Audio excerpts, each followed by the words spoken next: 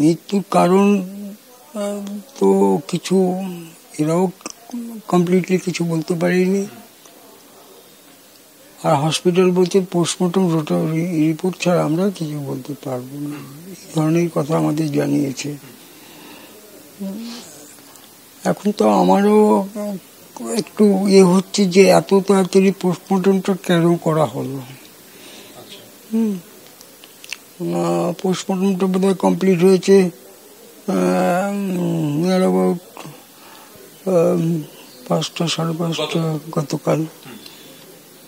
আমরা dead body নিয়েছি ওই দিন রাতে 12:30 1টা নাগাদ কালকে। আজকে তার দাহ? হ্যাঁ, আজকে তার দাহ হলো। যে হসপিটালে কর্মরত ছিল সেই হসপিটালে ওর পোস্টমর্টেম হয়েছে? হ্যাঁ, ওই হসপিটালেই পোস্টমর্টমটা হয়েছে। আপনার কি অন্য কোথাও করানোর পরিকল্পনা ছিল বা দ্বিতীয়বার করানোর পরিকল্পনা ছিল, তাড়াহুড়ো করা হয়েছে বলছেন? অ্যাকচুয়ালি যদি আমি কারণটা জানতে না পারি, আমি তো অন্য জায়গায় গিয়ে সেরকম পরিকল্পনা করতে পারিনি।